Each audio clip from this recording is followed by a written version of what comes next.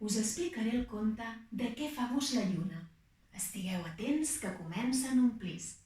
Feia molt de temps que els animals volien saber de què fa gust la lluna.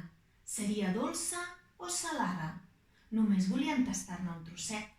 A les nits miraven ansiosos cap al cel, s'estiraven i intentaven agafar-la allargant el coll, les cames i els braços, però no servia de res, ni tan sols l'animal més gran va poder agafar-ne un tros. Un dia, una petita tortuga va decidir pujar a la muntanya més alta per poder tocar la lluna. Des d'allà dalt, la lluna estava més a prop, però no va poder tocar-la. Llavors va cridar a l'elefant i li va dir: «Si puges damunt de la meva esquena, potser arribaràs a tocar la lluna». La lluna va pensar que es tractava d'un joc i a mesura que l'elefant s'acostava més a ella, la lluna s'allunyava una mica. Com que l'elefant no podia tocar la lluna, va cridar a la girafa. I l'elefant li va dir: «Si puges damunt de la meva esquena, potser arribaràs a tocar la lluna». Però en veure la girafa, la lluna va allunyar-se una mica més. La girafa va estirar i estirar el seu coll, però no va servir de res. I la girafa va cridar a la zebra i li va dir: «Si puges damunt de la meva esquena, potser arribaràs a tocar la lluna». La lluna començava a divertir-se amb aquell joc i es va allunyar una altra miqueta. La zebra va esforçar-se molt, però tampoc va poder tocar la lluna.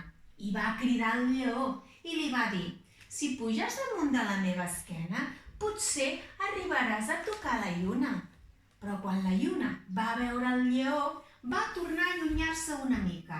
Aquesta vegada tampoc va aconseguir tocar la lluna i va cridar a la guineu i li va dir: «Si puges damunt de la meva esquena, potser arribes fins a la lluna».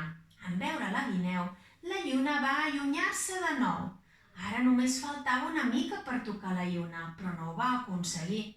I la guineu va cridar al mico i li va dir: «Si puges a damunt de la meva esquena, potser arribaràs a tocar la lluna».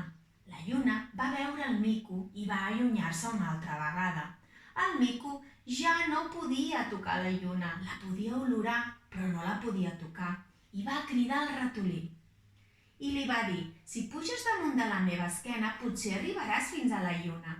La lluna va veure el ratolí i va pensar: «Segur que un animal tan petit no podrà agafar-me». I va començar a avorrir-se amb aquell joc i va quedar-se quieta i no es va moure. Llavors el ratolí va pujar a sobre de la tortuga que estava a sobre de l'elefant, de la girafa, de la zebra, del lleó, de la guineu i del mico.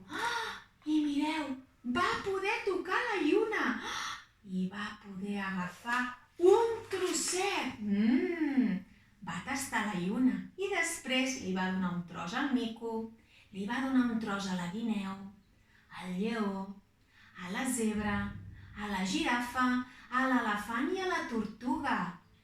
I sabeu què? Sabeu quin gust tenia la lluna? Doncs tenia el gust del que els agradava més a cadascú. Per exemple, al ratolí, com que li agradava molt el formatge, doncs la lluna tenia gust de formatge. Al lleó, com li agradava molt la carn, doncs la lluna tenia gust de carn. I vosaltres, voleu tastar un trosset? Doncs teniu un trosset. Ara tasteu-la. I quin gust té aquesta lluna? Expliqueu-li als pares quin gust té. I així és com acaba aquest conte. Catacric, catacrac, aquest conte s'ha acabat.